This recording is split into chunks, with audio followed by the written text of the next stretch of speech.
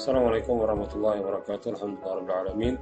Allahumma salli wa sallim wa barik ala sayyidina wa ala alihi wa sahbihi. Alhamdulillah, pada kesempatan hari ini kita diberikan Allah kemudahan dalam masih menjalani syariat Islam, itu diantaranya adalah menuntut ilmu karena Allah Subhanahu wa taala. Mudah-mudahan apa yang kita pelajari mendapatkan berkah dan rahmat dari Allah Subhanahu wa taala sebagai amal jariah kita, sebagai kewajiban kita dalam menuntut ilmu agama. Amin ya rabbal alamin. Hari ini mungkin kawan-kawan sudah mendengarkan sebagian ya, dan mohon didengarkan baik-baik ya, supaya pemahaman kawan-kawan itu searah dengan yang dijelaskan oleh PPT-nya ya. Jangan sampai ketika membahas itu kawan-kawan cuek saja tinggal membaca PPT-nya, tidak, tapi dengarkan audionya ya. Nah, hari ini kita ada tentang saya membaca yang punya kawan-kawan ini dari Hairiyadi, dari Helmi Rizal, kemudian penyemir rambut ya, ada yang namanya Rizky Maulida, Mardi Kansah ya. Kemudian ada juga tentang Madiawati, Eri Permana ya. Dan alhamdulillah pada kesempatan hari ini kita bahas dulu yang pertama mungkin catatan pertama, penjelasan itu bagus. Yang bagusnya apa? Pemahaman ya. Dan kedua, teks yang dituliskan di PowerPoint itu boleh umum saja, tidak apa-apa, tapi penjelasannya yang harus detail. Jangan umum itu dibaca lagi, akhirnya bingung kawan-kawan ya. Kalau saya cara cepat nanti agak sedikit bingung nantinya. Nah, supaya jangan terlalu bingung, mungkin kawan-kawan perlu menegaskan tujuannya atau maksudnya atau pemahaman dari materi yang dibahasnya ya. Nah, dan yang kedua, untuk resuman itu mohon maaf, banyak kawan-kawan meresum itu mengkopas saja ya.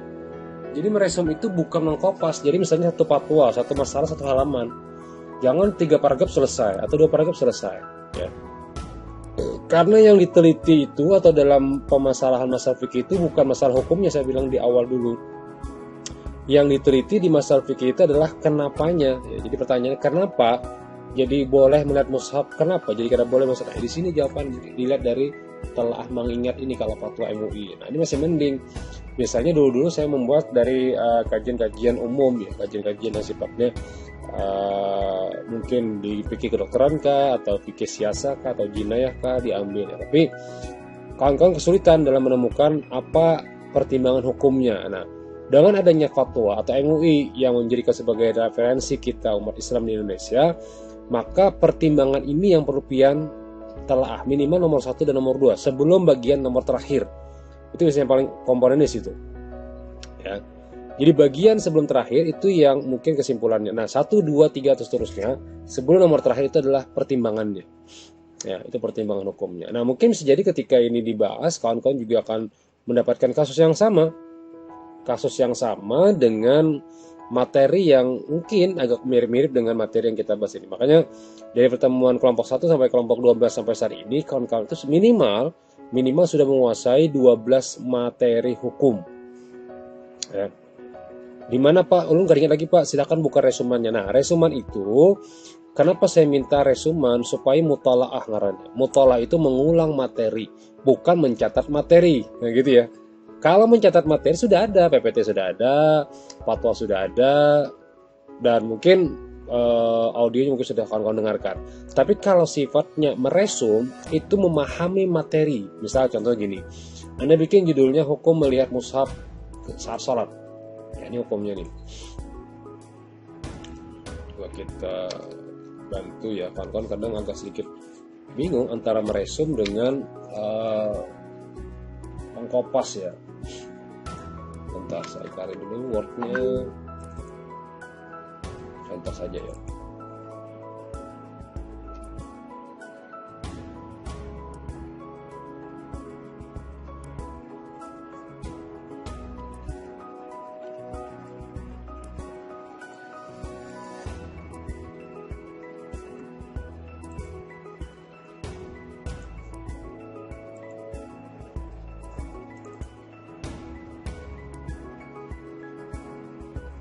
Nah, misalnya kan gini gitu. Judulnya kan kopas kan ya. kan dibilang di pos ini. Ya.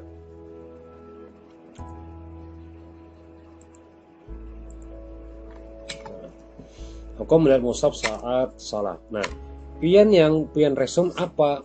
Ini yang pian resum itu. Nih, misalnya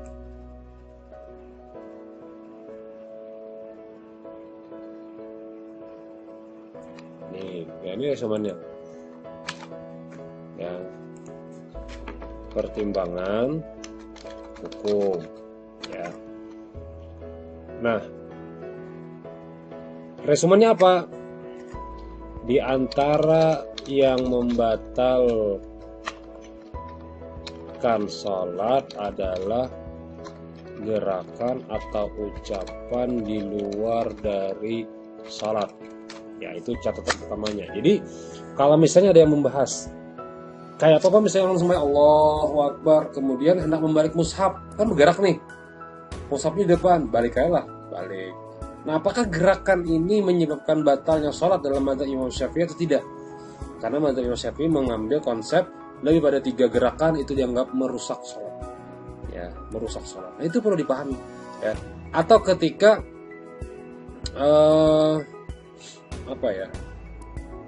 ada sesuatu yang lewat, misalnya kayak kalajengking kah atau ular kah, apakah kita diam dan kita pukul kemudian kita batal sholat atau buka atau kayak apa?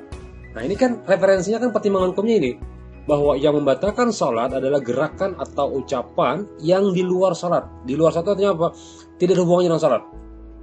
Nah, nanti ada muncul kasus, misalnya saf kosong di depan, dia maju dengan gerakan perlahan, satu bekesot ya, misalnya kaki gini, ketika dia maju satu kesot aja, bekesot bukan diangkat, apalagi loncat. Tidak, kesot saja, 1, 2, 1, 2. Ini kalau mazhab Syafi'i masih boleh karena gerakannya tidak merusak sholat. Tapi kalau mazhab yang lain, misalnya mazhab Imam Malik misalnya, masih boleh pian bergerak menghisap tanpa harus bergeser. Karena apa? Karena kewajiban kita mengisi saf itu adalah dianjurkan. Nah, tidak merusak sholat. Nah, tapi kalau kita memegang pedoman dari mazhab Imam Syafi'i, maka bisa membatalkan sholat jika gerakan itu lebih pada 3. Nah, ini yang ngarannya resuman, ya. Nah, resumannya ini, apakah itu semuanya ini Pak? Nggak usah. Nah, baru pengen tambahkan bagaimana jika melihat mushaf ketika sholat dan menggerakkan tangan untuk membalik mushaf tersebut. Nah, ini namanya pertimbangan hukumnya. Jadi kawan-kawan itu bisa mengolah pertimbangan hukum apa yang ada di balik kalimat ini, gitu ya. Nah, maka pian tuliskan dalil apa yang menurut pian penting untuk dipahami dari semua dalil ini, ya. Misalnya kesimpulannya, pian tulis kesimpulannya saja, misalnya Al-Baqarah ayat 45 nih ya. Nah, ini kesimpulannya. Al-Baqarah ayat 45 menganjurkan bahwa sholat itu harus khusyuk. Nah, ini kan pola namanya ya, pola resuman gitu ya. Kemudian yang kedua, al-mu'min, kriteria yang beruntung, khusyuk, sama ya. Al-mu'min 102, 1 sampai 2. Nah, kemudian faqra'u ma tayassara minal Qur'an, Al-Muzammil. Nah, ini caranya ya. Ditulis tangan pian sebenarnya ya. Al-Muzammil juga menyuruh mempermudah bacaan Al-Qur'an. Jadi kalau misalnya sholat subuh baca Al-Baqarah, habis waktu pian.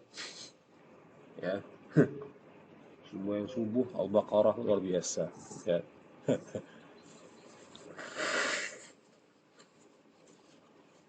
Nah, bagaimana jika tarawih? Nah, orang tahu semua. Oh, tarawih di tempat itu 1 juz, silahkan bagi mau. Oh, tarawih di sana 11 rakaat, ya bagus, silahkan. Oh, tarawih di sana 23 rakaat, ya silahkan. Selama menghidupkan malam bulan Ramadan. Kenapa jadi 23 rakaat? Kesimpulan mazhab apa kesimpulan ulama supaya ada jeda istirahat, istirahat santai. Jadi lama. Jadi satu 20 rakaat itu polanya mungkin per halaman saja Al-Qur'annya. Tapi kalau yang eh, 10 atau 11 rakaat itu polanya mungkin dua rakaat itu sekitar 2 halaman ya, 2 halaman. Mungkin agak lama ya berdiri ya. Nah, jadi tidak masalah. Mau ala Muhammadiyah seberapa rakaat silakan, ala 23 rakaat juga silakan. Intinya,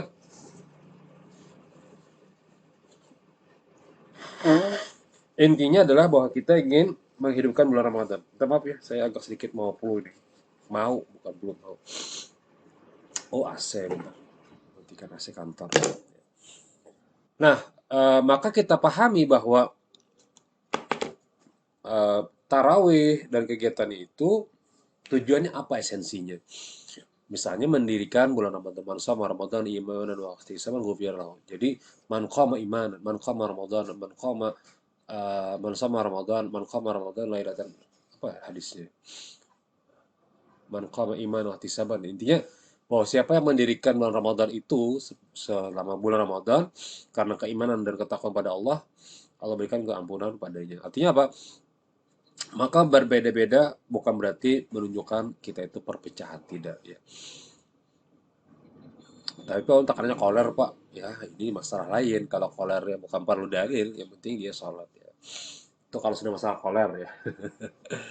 Tapi kalau masalah yang lain-lain kisah ya.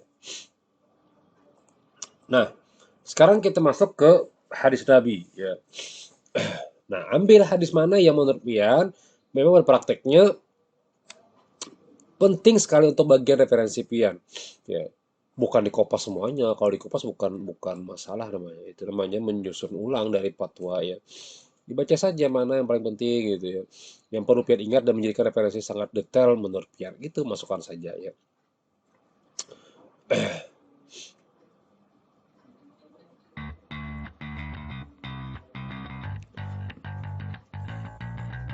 Ini referensi. Apakah kalian suka bila ketika pulang menemui keluarga kalian mendapatkan 3 ekor unta hamil besar dan gemuk? Mereka menjawab, ya.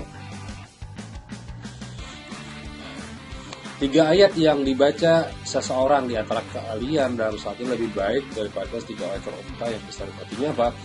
Betapa bagusnya membaca surah dalam Al-Quran. Meskipun dikategorikan sunnah saja. Nah, ini bagusnya baca. Walaupun Allahu ahad, Allahu samad, lam yalid walam yulad, walam kufuwan ahad 3. Wal asri innal insana lafi khusr illa alladzina amanu wa tawassaw bis sabr. Silakan. Ya. Dan seterusnya. Nah, dalam kitab An-Nawawi memperhatikan ini dalil juga. Coba perhatikan baik-baik. Dalam fatwa MUI, mazhabnya Imam Syafi'i, kitabnya Al-Majmu', Syarah Muhadzab ya. Majmu' ini kalau saya dulu pernah kita lihat itu sekitar 20 halaman apa 20 jilid ya.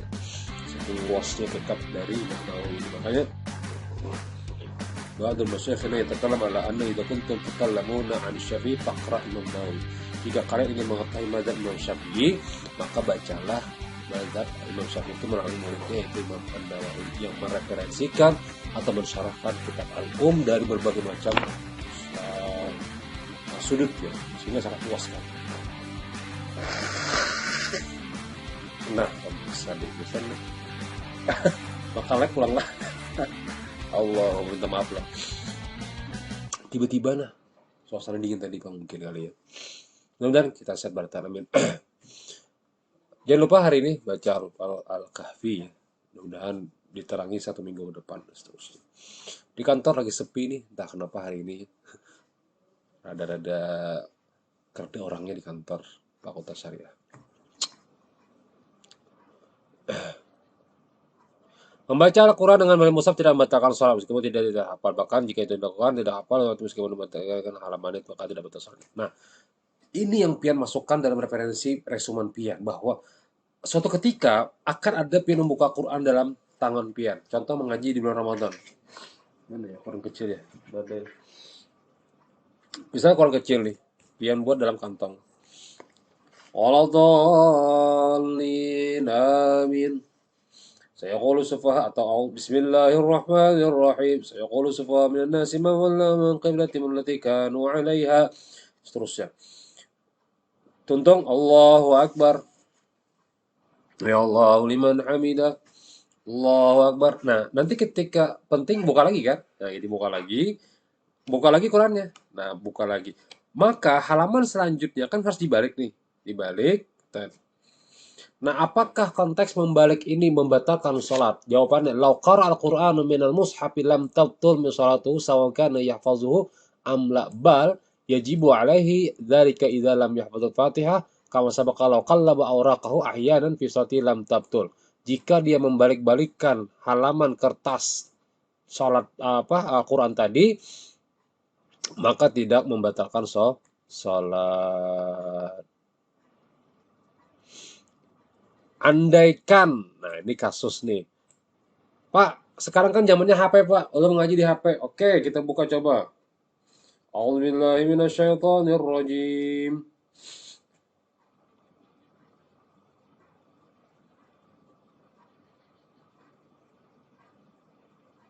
Bismillahirrahmanirrahim. Baca kan. Peng, dia masuk WA.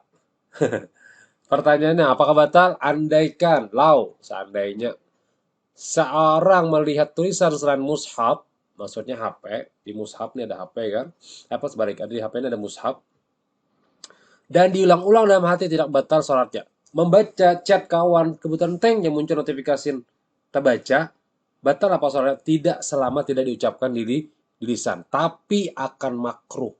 Makanya jika sembahyang, HP berbunyi, capati mati. Kenapa gerak tadi batalkan sholat apa? Tidak, karena jika tidak didiamkan, tidak dimatikan, khawatir orang-orang lain yang lain tidak khusyuk. Maka matikan HP. Makanya ketika mau sholat itu kan silent HP jadi imam atau matikan HP-nya supaya jangan mengganggu orang lain. Nah, sama halnya ketika pian lagi sembahyang kalian matikan, berbunyi HP-nya, maka dianjurkan pian mematikan HP. Tek, matikan. Tapi jangan juga gesekan benar. Supaya jangan terlalu merusak sholat sesuai dengan kategori. Apalagi dibaca dulu. Ini kan telepon baru nguat tek matikan. Jangan. Maksud matikan itu langsung silent saja ya.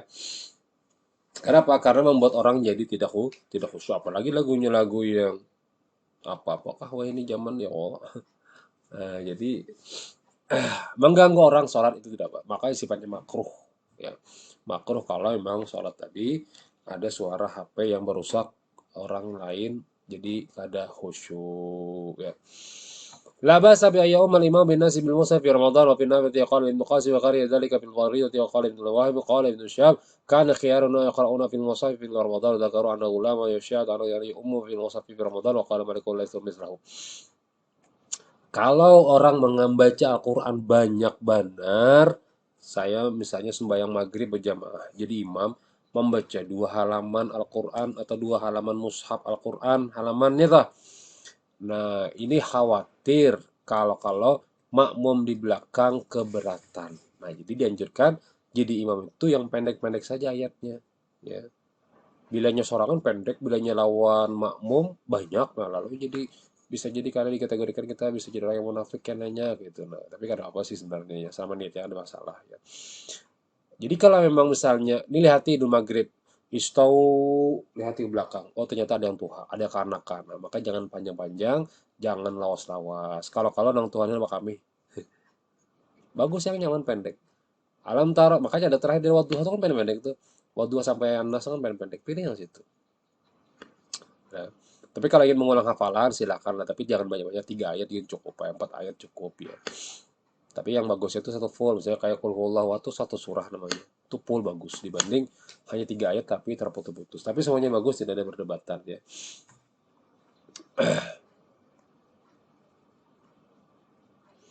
Maka melihat mushaf tidak batalkan sholat, membaca Al-Quran juga tidak batalkan sholat. Nah ini referensi utamanya. Tapi kaina akan muncul kasus yang lain. Misal, ketika orang membaca Al-Quran dan tiba-tiba tergugur. Mengikuti Quran ini gugur. Gugur kelapasan. Pertanyaannya, apakah mengambil Quran itu merusak sholat karena turun ke bawah atau tidak? atau dibiarkan aja dulu.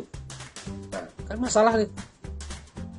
Makanya ketika orang meletakkan mushaf di Al-Quran, apa itu di mushaf di Al-Quran ya, meletakkan mushaf itu di tempat, di meja atau di atas di muka imam, itu dianjurkan supaya apa? Supaya jangan dipegang, khawatir kalau imam diam kelapaan gugur Quran.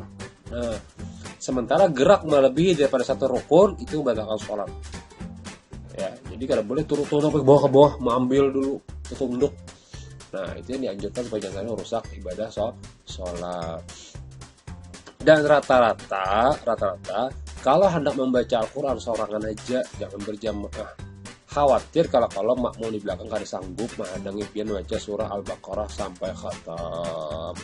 Karena kan betul sombongnya itu, janganlah jadi suzon, padahal kadang kan.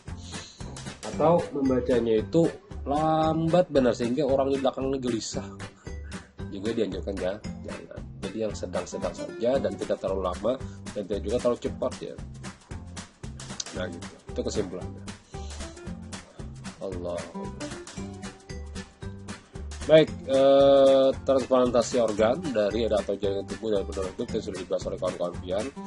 Ya, pian silahkan dengarkan ayatnya, dalilnya, hadisnya, kemudian kaidah fikihnya. Nah, kaidah fikih ini yang paling perlu pian hafalkan ini dulu. 1 dan 2. La yajuzul insanin an yatasarrafa fi haqqi ghairi illa bi'idnihi. Tidak boleh mentasarrufkan atau memberikan hak orang lain tanpa izinnya. Jadi kalau misalnya orang tuh sudah meninggal, ingin didonorkan matanya yang masih bagus, misalnya kornea mata, dia harus izin dulu dengan ahli waris. Kalau masih hidup Pak, nah ini masalahnya. Kalau donor darah kan masih hidup. Nah, kalau donor darah sifatnya tidak merusak bagian daripada tubuh manusia. Hanya mengambil sebagiannya saja. Tapi kalau diambil, mohon maaf, mungkin ginjal, nauzubillah, atau apa sebagainya, apakah itu merusak juga? Ya jelas, karena adalah merusak ciptaan Allah. Qatlul insani al-faslu 'adwin min 'adwai la yahtamilu ibahati bighairi haqqin. Membunuh manusia atau memotong organ tubuhnya tidak diperbolehkan kecuali ada kemaslahatan. Jika ada kemaslahatan, seperti misalnya donor darah, itu pun masih donor darah. Ya.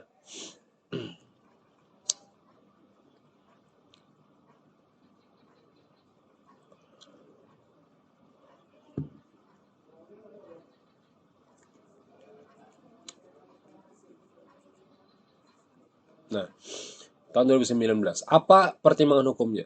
Nih, ini yang dipahami resumannya ini.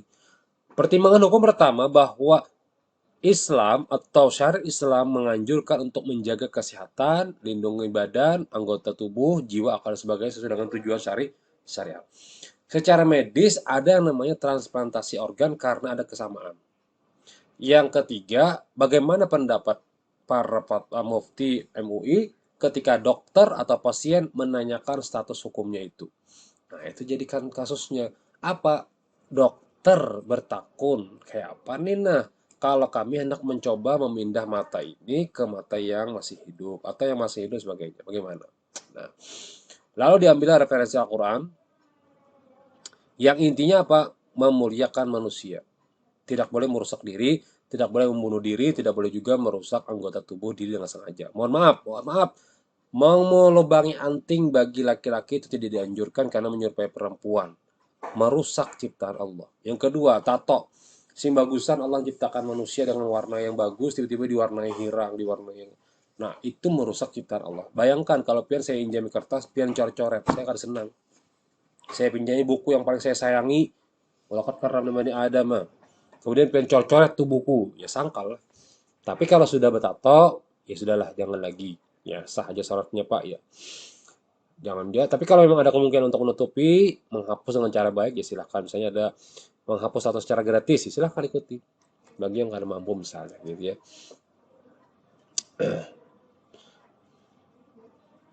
Kemudian hadis Nabi dari konteks hadis ya sudah ada nih bahwa Rasulullah SAW mengembalikan dan bla bla bla.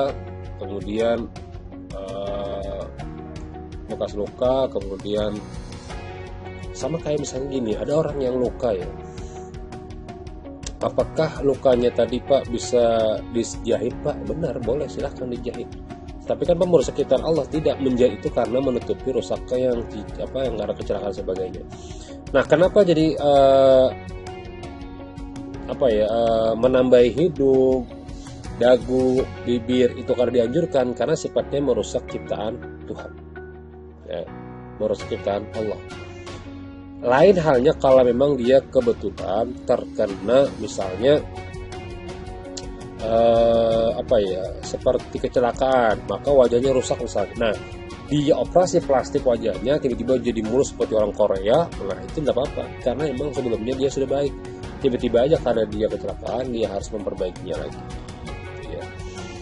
Nah, kaidah fikih ad-dararu yuzal itu sama secara umum hampir sampai 12 kali pertemuan ini kaidah ini selalu muncul. Ad-dararu yuzal. Kalau pengen hafal 3 kaidah ini, kawan-kawan sudah bisa memutuskan satu kasus hukum yang mungkin menurut dia itu ada hubungannya dengan kaidah. Apa? Kemudaratan itu harus dihilangkan. Paham ya? Jadi kalau misalnya ada luka, ini mudarat nih, ya hilangkan.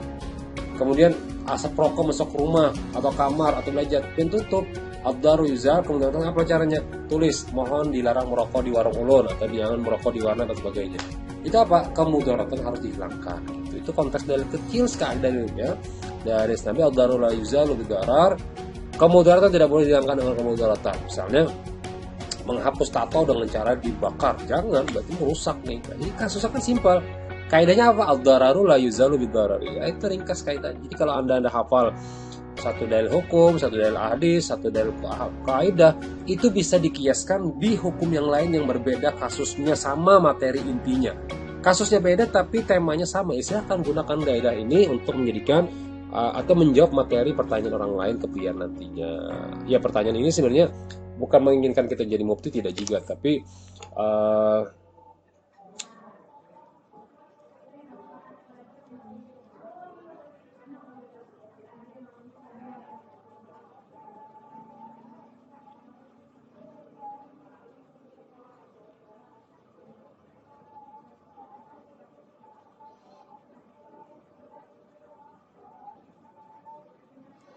bentar ya, tapi Mbak ini ada kawan pian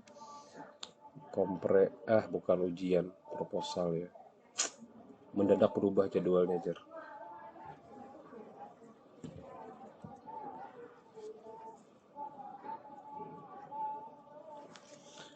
Ad-darar yuzal atau konteksnya ad-darurat tutubil mahzurat. Ad-daru la yudfa' bil qadri imkan, al-masyaqqat tajlibu taysir, kemudian la yajuzu lil insani an yatasarraf fi haqqi ghairi illa bi idnihi. Dalilnya ini yang paling penting.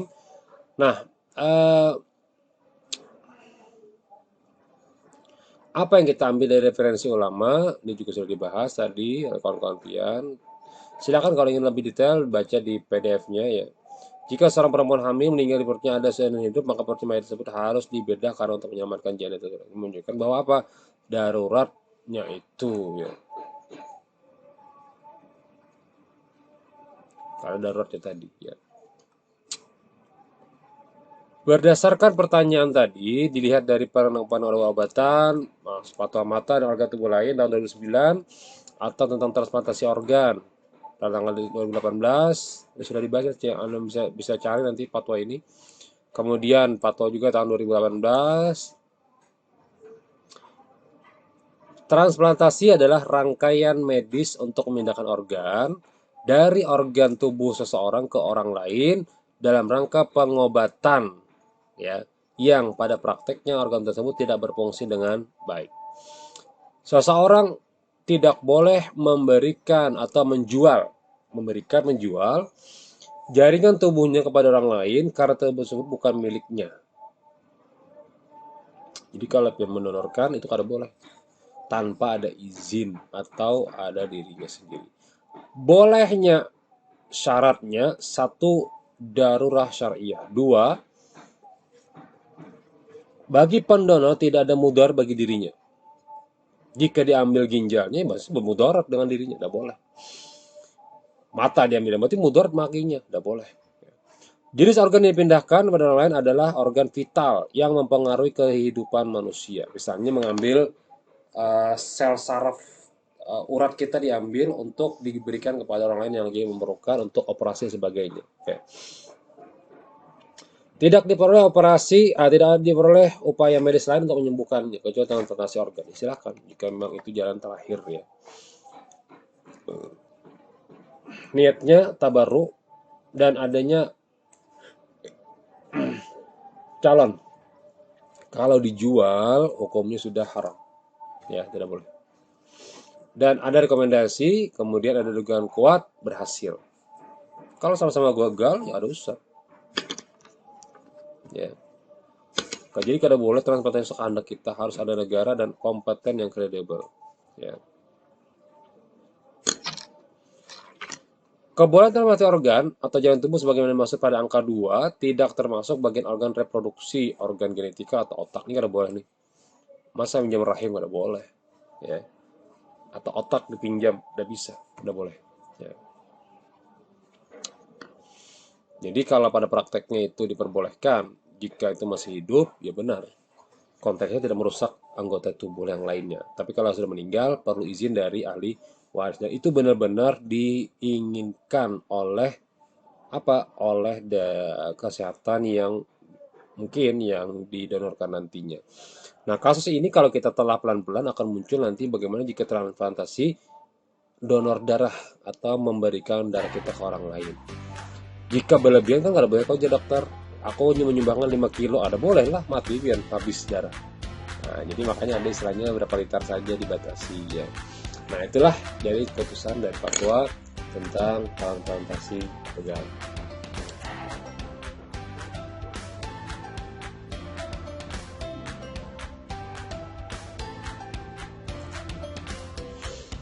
Nah, kemudian yang terakhir, ini rambut. Apa pertimbangan hukumnya?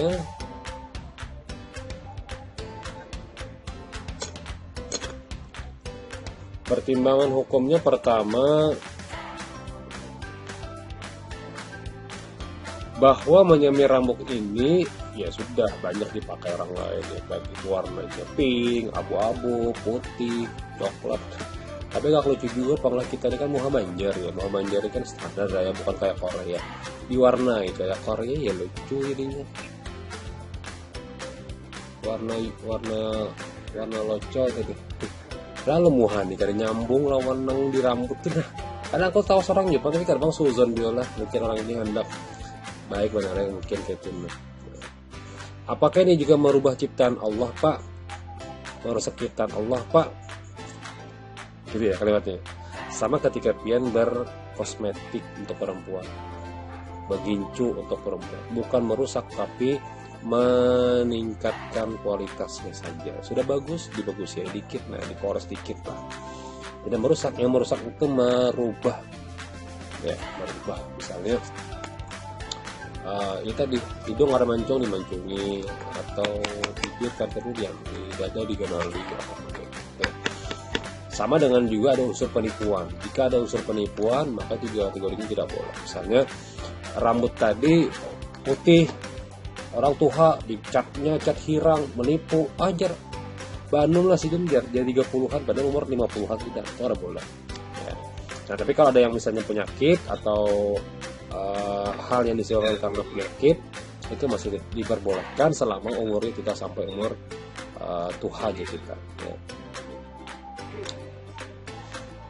Nah, kepentingannya apa? Ada berhias, ada untuk mode. Ya. Tapi ada juga yang sertifikasi halal. Ini menanyakan juga bagaimana dengan konteks kehalalannya, gitu ya. Oleh karena itu penting. Nah, ya bani Adam khuzinatakum, maka boleh kalimatnya memperindah diri. Yang kedua, jangan berhias berlebihan, artinya terlalu menor sampai kawan pun kada pinandu foundationnya itu setengah sinti, setengah in. Banyak banget tabal, apalagi sampai satu in. Putih banar oma kawan kada pinandu kuy tadi tak kajud sampai kamu sirin anak pian mai iya kajud astagfirullahaladzim kada pinandu aku sirin tuh aja kuy tadi tertipu ya Allah apalagi pas kawin mai pian berarti kawin untuk putih banar Allah kawin wah berasih foundationnya malam pertama tak kajud lagi astagfirullahaladzim auzubillahi minasyaitonirrajim sudah dikira setan kenapa pacol bulu mata pocol foundation pacol ini pacol itu pas aslinya la ilaha illallah takajud laki ternyata selama ini aku didustainya nah itu katanya penipuan maka kada dianjurkan bahkan kada boleh jika sifatnya penipuan tersebut gitu ya. Ainal yahuda wa nasara yasbughuna fa khalifuhum Rasul SAW bersabda, sesungguhnya orang Yahudi dan Nasrani tidak menyemir atau mewarnai rambutnya, maka berbedaalah kalian dengan mereka. Kemudian, ubahlah ini rambut dan jenggot Abu Hanifa dengan sesuatu tapi jahilah warna hitam. Jadi makanya orang-orang Arab atau Badui atau orang yang sunnah ulama itu warnanya warna cat apa, bukan warna cat apa, warna pacar yang agak sedikit merah marun gitu loh, warna merah ke jingga-jingga gitu ya. Supaya apa? Pertama sunnahnya ini ya itu ya. Tapi kada warna hitam. Sesungguhnya warna yang paling bagus untuk mewarnai rambut adalah warna hitam ini, karena itu lebih menyenangkan untuk istri kalian dan mengantarkan pasukan musuh. Ini ada tujuan lain ya, untuk istri dan menakuti musuh, supaya orang melihat, oh ternyata masih anu-anu nih, musuh kita nih, bahaya kita kalau uh, berperang misalnya itu ya.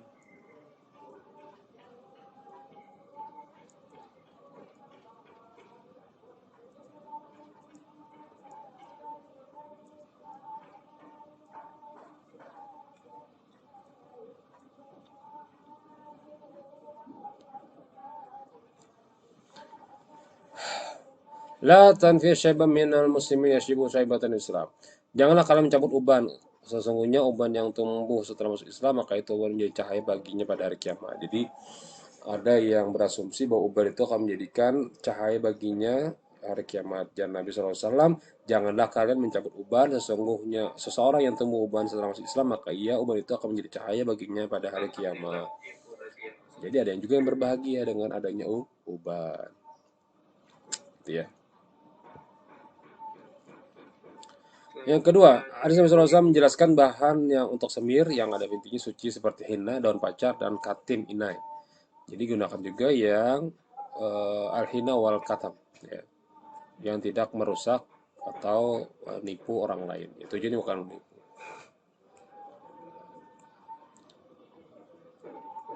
Tergantung niat al-mu'mur maqasidiyah. Tapi jika ada niatnya untuk menipu orang lain, berarti itu udah beda lagi kasusnya, meskipun dia kalimatnya benar ya. Menipu artinya dia umur tuha, umur 45-an atau 50-an, diwarnanya hitam supaya apa? Supaya terkesan anum saja ya, terkesan anum.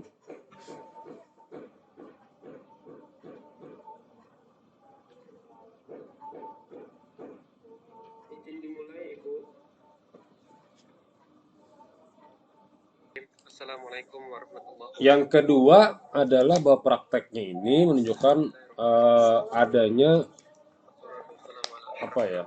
eh,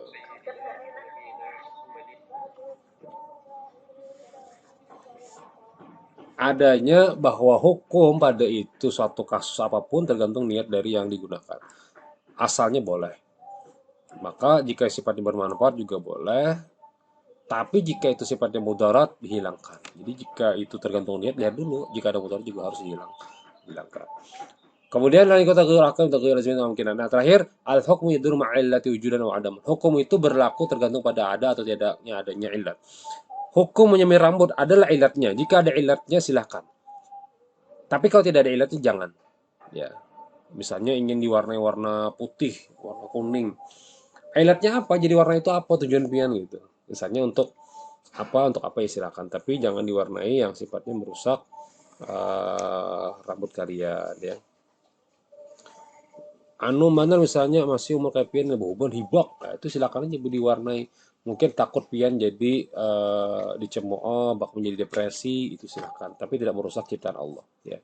Yang merusak itu yang sifatnya digantinya dengan yang lainnya. Wig misalnya, itu menipu nantinya.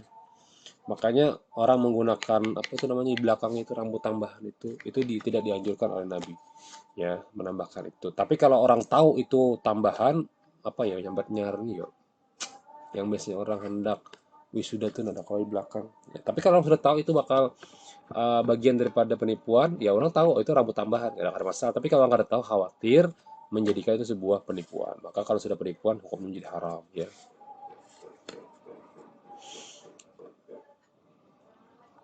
اختلف السلف من الصحابة والتابعين في الخضاب في جنسه فقال بل ترك الخضاب أفضل وروي عليه الصلاة والسلام في النهي في تغليظ الشيب. Jadi ini kalimatnya,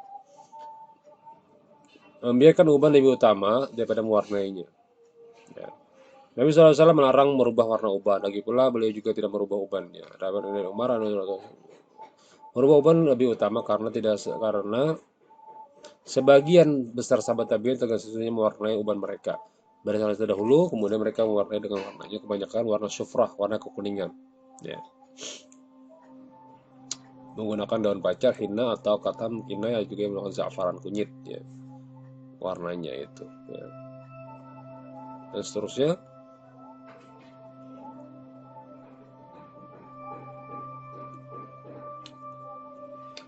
Dalam fikih Islam Wadilah Wahab Zaili bab 4 halaman 4 halaman 227.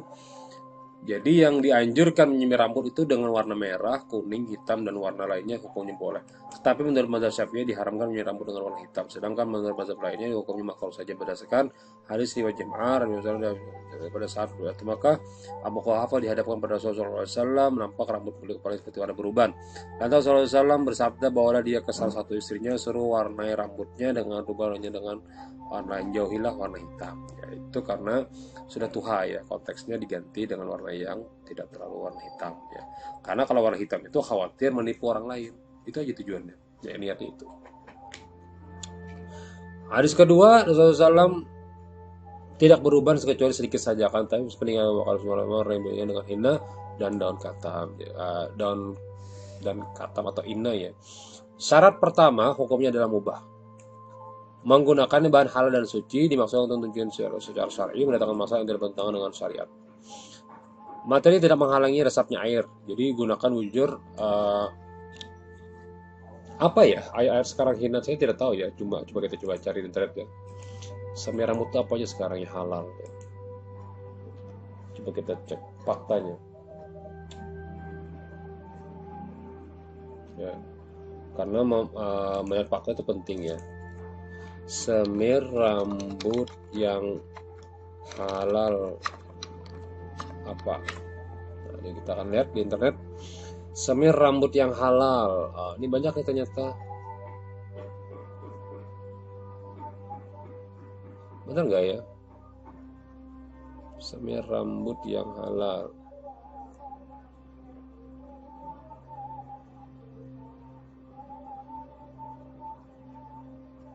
Henna ya, henna namanya ya. Sudah tahu juga sih alat itu apa.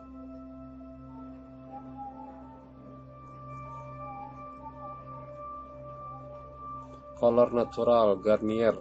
Iklan lagi. Halo iklan, endorse iklan sampo rambut Garnier Men Sampo Color. Warna rambut dengan mudah. Gak tahu benar atau tidaknya ya. Ini gimana sih caranya? Coba-coba aja sekali-sekali. Gitu ya. Nah, itu nama-nama alat-alat yang sifatnya semir rambut yang menggunakan alat atau tidak sebagainya. Nah, maka tidak membawa mudarat bagi penggunanya dan menghindari pemilihan warna hitam, warna lain yang bisa menghindarkan usaha tipu daya. Jadi kalau menipu orang lain, kecuali masih anum ya orang tahu dia masih muda ya tidak apa-apa warna hitam kalau konteksnya memang dia merasa tersakiti ketika dia disambut orang tua atau disambut orang mutuhannya kamu ya. Nah, itu sifatnya orang jadi hanya depresi dianya, stres. Nah, maka dia boleh mewarnai meskipun jatuhnya nanti akan makruh juga. Tapi jangan niatan jangan menipu. Hukum menyemir rambut tidak memenuhi ketentuan sebagai tersebut maka hukumnya haram.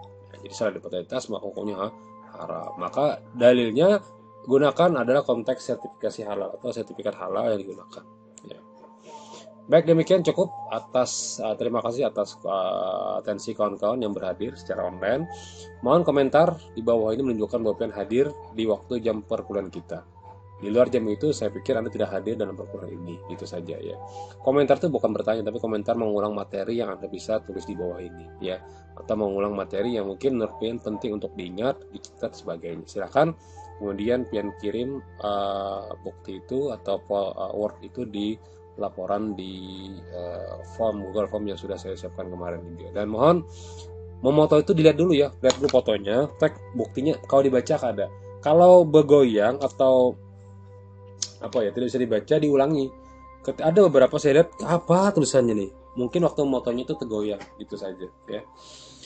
Subhanakallahumma bihamdika asyhadu an la ilaha illa anta wa astaghfiruka wa atubu ilaik. Mohon maaf jika ada kurang, minta maaf, minta halal, minta ridha. Mudah-mudahan kita bertahan husnul khatimah. Amin ya rabbal alamin.